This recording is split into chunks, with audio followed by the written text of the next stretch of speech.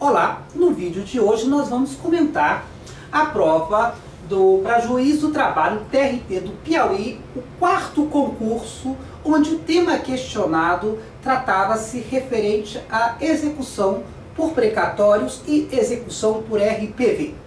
A questão foi assim equacionada para os candidatos. Com o trânsito em julgado da sentença judicial proferida em ação ajuizada pelo sindicato da categoria, na qualidade de substituto processual, em face do município X, os trabalhadores substituídos, na fase de conhecimento, em várias petições individuais, requereram ao juiz da execução a expedição de ofício requisitório para pagamento da dívida de pequeno valor, RPV, haja vista que o crédito de cada um deles, individualmente considerado, não superava o valor definido na lei do município executado, como obrigação de pequeno valor para fins de dispensa da expedição de precatório.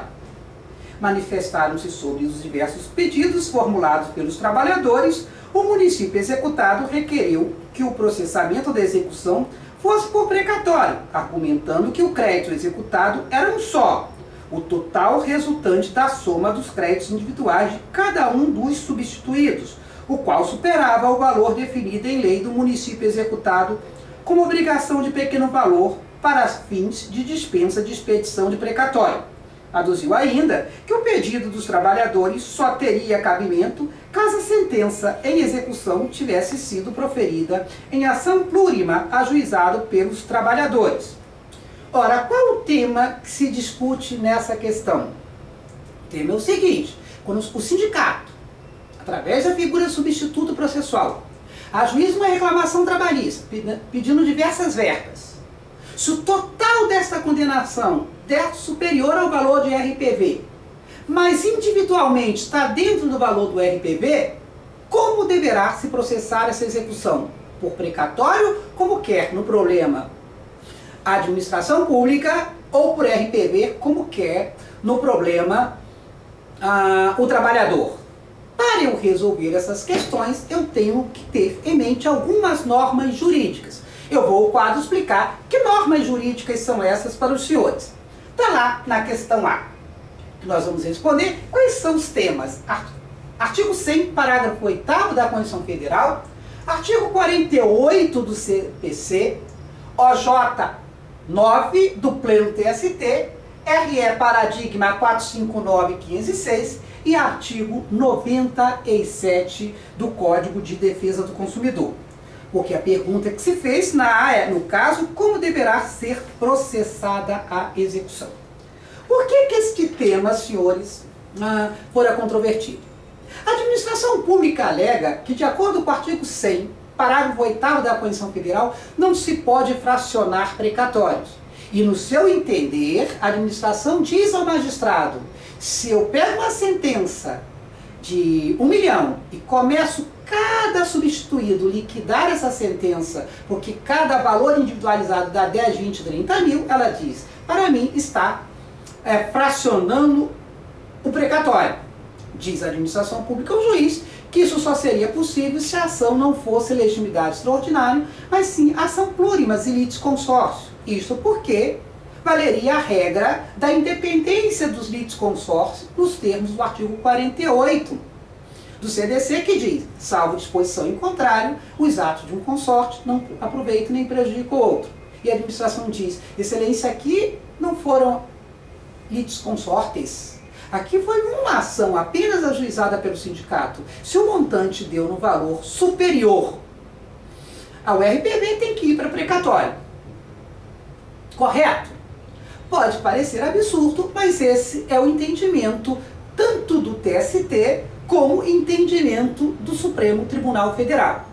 O TST, através da OJ 9 do seu pleno, diz o seguinte: precatório, pequeno valor, individualização do crédito apurado, reclamação trabalhista plurima, execução direta contra a fazenda pública.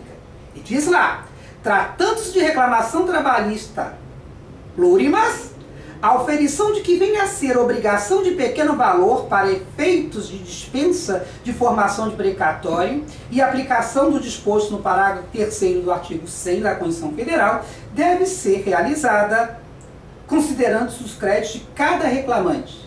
Ora, por essa OJ, o TST entende que eu posso fazer a execução individualizada, embora o montante deu superior ao valor da execução por RPV, desde que as reclamações trabalhistas sejam feitas em litisconsórcio, vários trabalhadores, reclamações que a gente chama de plurimas.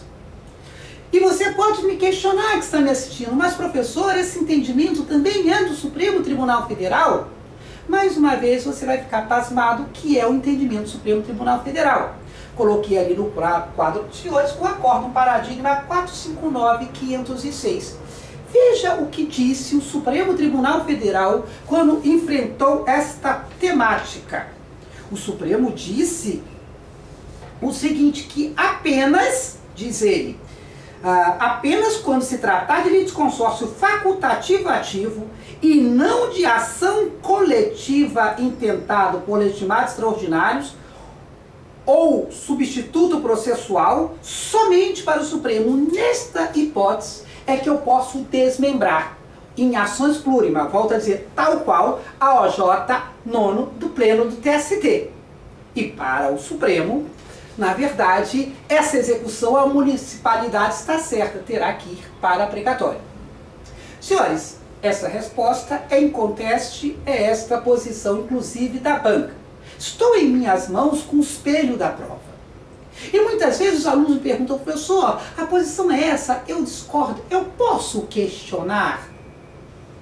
Se for em prol do trabalhador, você sendo juiz do trabalho, aqui o espelho que está em minhas mãos, a banca diz lá que você pode, não só, diz a banca, não adianta só você dar a sua posição, questione.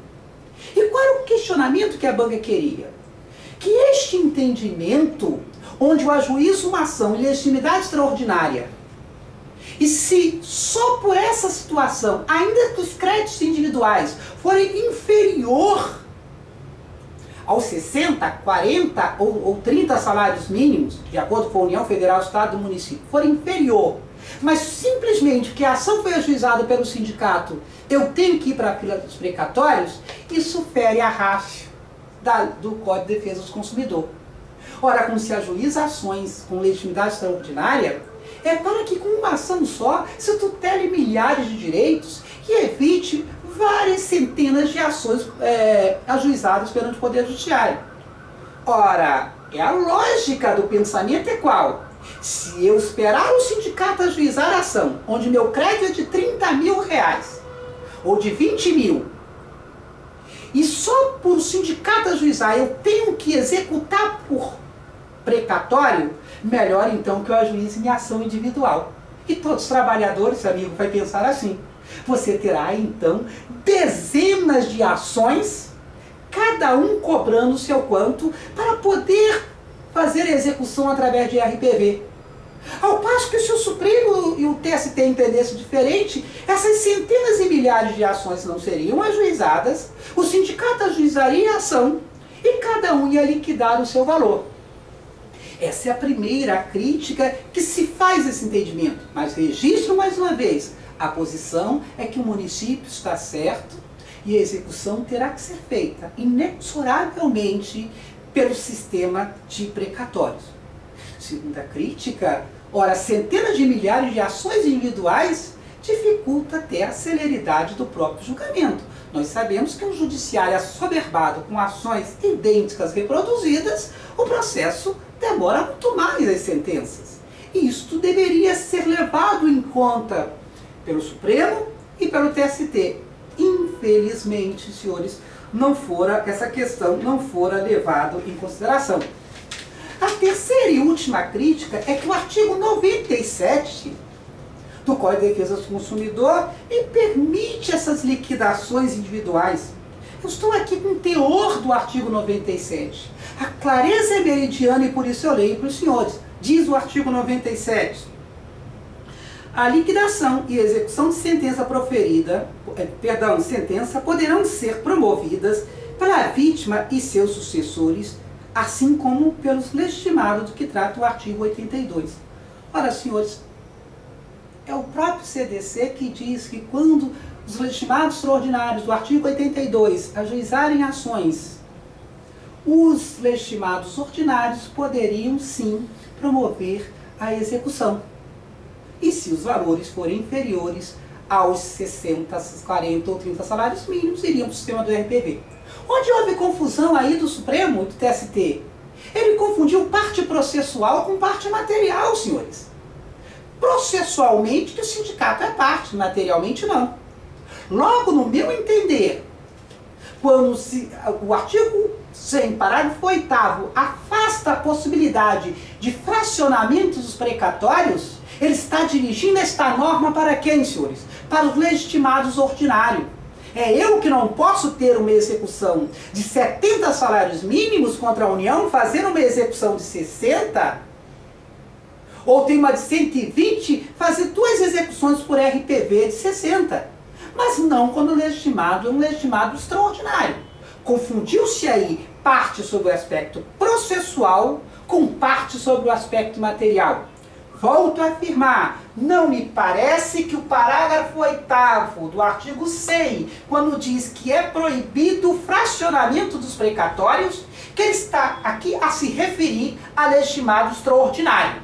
Ele está a se referir a legitimado ordinário. Mas forçoso que minha resposta na prova tem que ser de acordo com a súmula, com a OJ 9 do TST.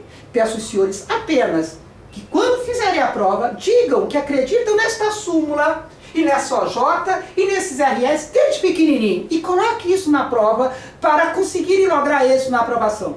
Mas rogo a Deus, quando os senhores passarem, façam justiça, não é possível este entendimento. E os senhores não estarão desrespeitando o tribunal, o senhor está dando a sua interpretação.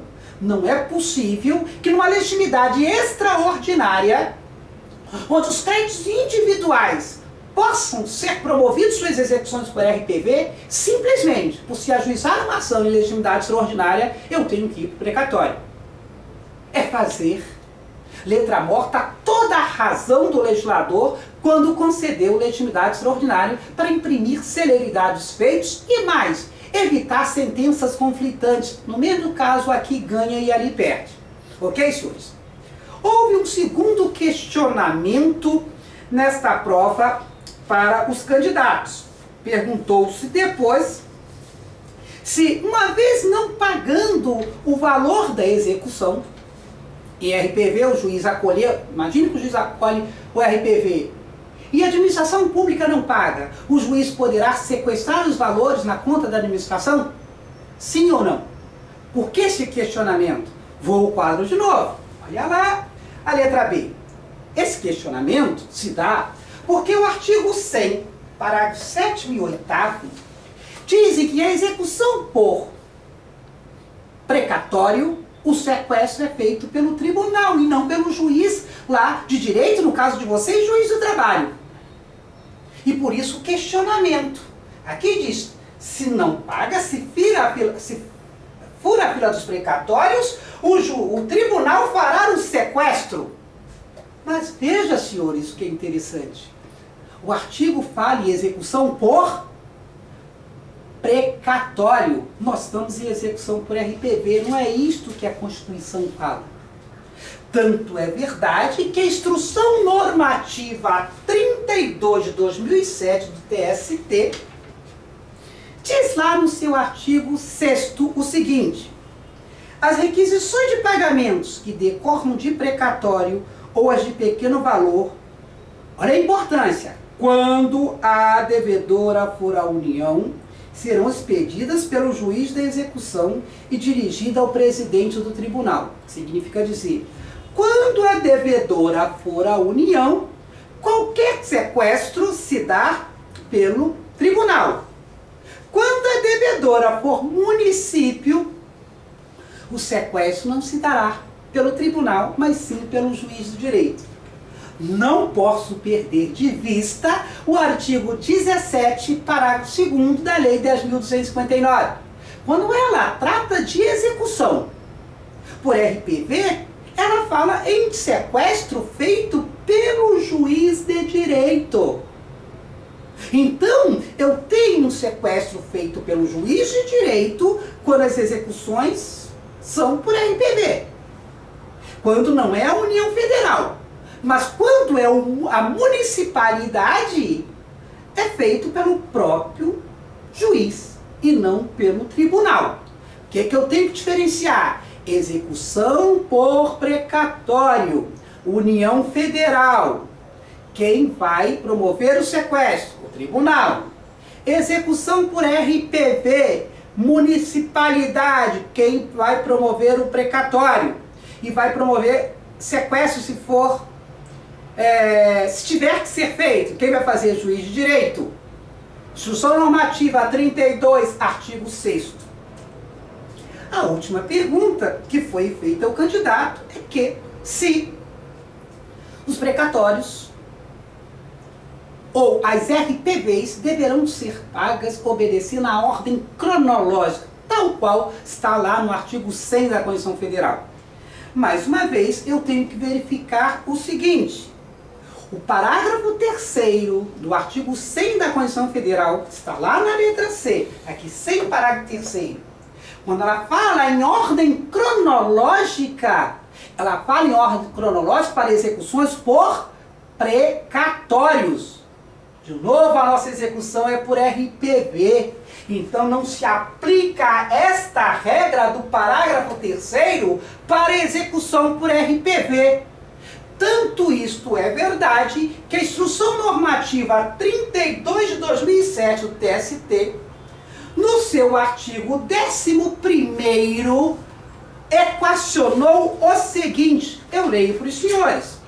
Diz lá o artigo 11, o pagamento das requisições obedecerá estritamente à ordem cronológica de apresentação nos tribunais. A ordem cronológica é para quê? Para a apresentação das requisições nos tribunais e não a ordem cronológica da apresentação dos precatórios, no nosso caso os RPVs, ao órgão federativo que foi condenado. Então, cuidado! Neste caso, a ordem cronológica é das requisitórios apresentados ao tribunal e não ordem cronológica apresentado ao ente pagador. Efetivamente, nessas questões, nós não podemos perder de vista isto, mas efetivamente nessas questões há algumas pegadinhas. O que quis a banca? Regras específicas para execuções por precatórios, se essas regras seriam atraídas, estendidas também às execuções por RPV. O candidato tem que ter em mente que algumas regras, tanto de RPV como precatórios, são comuns, mas tem regras que são separadas. Basta ver que a Lei 10.259 trata desta normatividade das execuções por RPV e diz lá que a sequestro fala em juiz de direito e basta ver a instrução normativa. Bom, senhores, com essas considerações finais, nós conseguimos diferenciar uma execução quando na polaridade passiva está algum ente federado e conseguimos diferenciar, colocar as diferenças quando a polaridade passiva é a União Federal, tem alguns regramentos diferentes de quando a polaridade passiva é a municipalidade ou o Estado. Posso rememorar na mente, senhores, algumas delas. Veja, senhores, o que nós verificamos? Juiz de direito pode promover o sequestro nas contas se a polaridade passiva, como foi o da questão, é a municipalidade. Mas se for a União Federal, aí não. Aí artigo 100, parágrafo 7º e 8º da Constituição Federal é a presidência do tribunal. Digo aos senhores que o tema é complexo, o processo civil é complexo, mas não é uma matéria difícil. Tem razão de cada instituto para que nós compreendamos essa matéria tão bonita que é o direito processual civil. Mas o que nós temos que fazer é o quê? Conhecer os institutos para não errarmos, termos os conceitos em mente para não errarmos, não confundir uma execução para outra, embora a execução seja contra a fazenda. Tem que verificar que tipo de fazenda. Com isso, com certeza, não iremos errar e brevemente terei o prazer de, quando fazer minhas audiências, ter os senhores despachando as minhas petições como juízes do trabalho. E ficarei feliz e honroso por isto. Até a próxima, até o próximo vídeo. Obrigado.